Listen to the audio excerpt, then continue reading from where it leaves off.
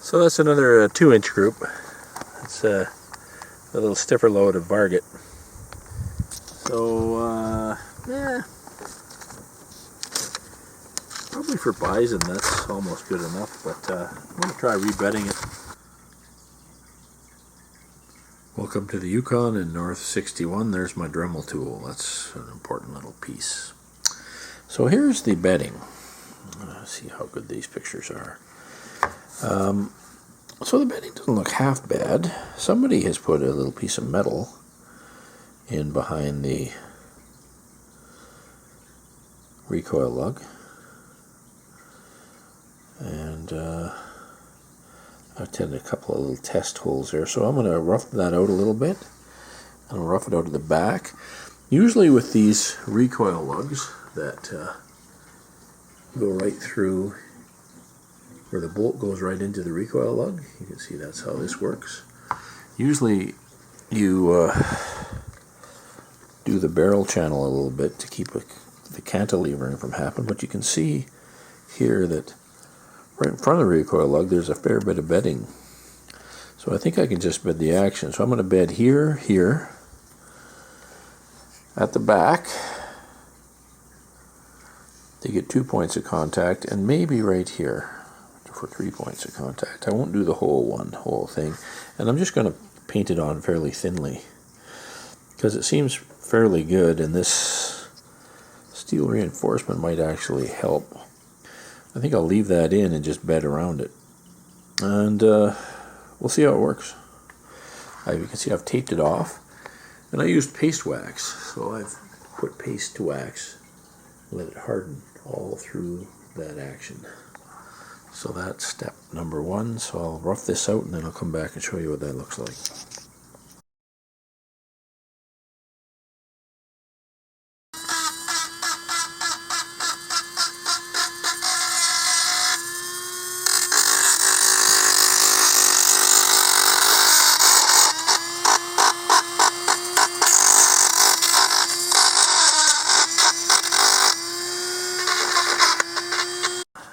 Okay, you're on film.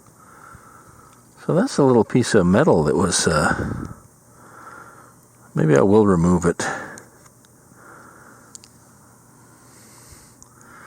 and put epoxy in instead.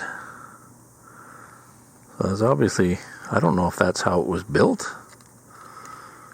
It's a pretty good job.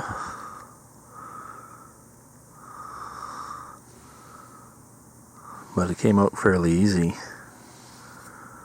It looks like there might be epoxy behind that, but it's a funny thing because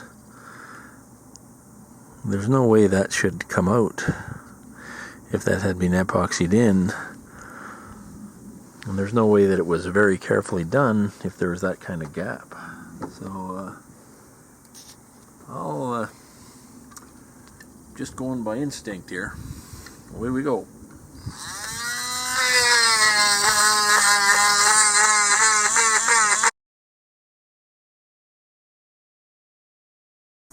Okay, I put some nice grooves in for the epoxy to stick to.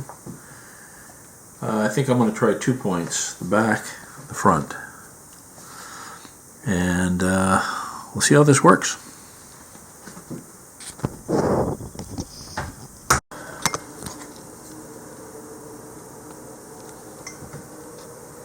Okay, so this is a little gloopy, this stuff, but I've tried to put in about the right amount without making too big of a mess. So now I'll put this in. This has been liberally covered with paste wax, and I'll just throw that in there, and I've got this rubber here, and I'll simply tie it on with the rubber.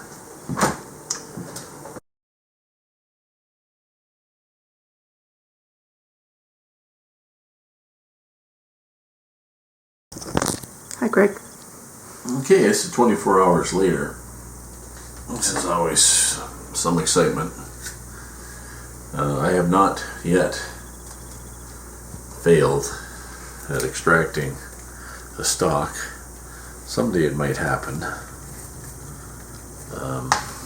Well, we'll see. We'll see how this goes. So we'll take off the rubber. And not much point watching this. You can come back. Okay, so let's see if we can break this out here. Sometimes it takes a little pressure. Oh, there it goes. And let's see how well it went.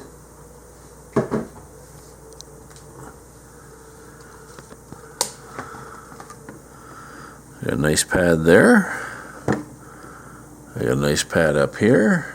It's filled all the voids in the recoil lug area. And I got a little extra there. I can just trim that up a little bit. I got to trim this down a little bit, so I'll take a bit of chisel work. But that worked out pretty nicely. That's a perfect impression. Okay. Good job, Greg. Yeah. Okay. Hello, Greg. Okay, I don't know if you can. This is pretty good. So I just took the chisels and a little bit the Dremel tool, and you'll often get a bit squeezed back into the magazine well, so I clean that all up.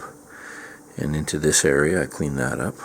And I got the recoil lug nice, and that's this surfaces. These surfaces are really quite good, as is this surface. So now the terrible thing is we got to wait about a week, because I like letting this set really strong. And I took that metal piece out of there. I think that was somebody's idea. That it must not have been perfectly bedded, so they put metal. I don't think that was from the factory. I've never seen a factory do that sort of thing. But we'll see how that works now. But we'll have to wait probably 5 days anyway. So that is glass bedding. We'll see how that works. Okay. Hello, Greg. Alright, just taking all the wax off of the gun.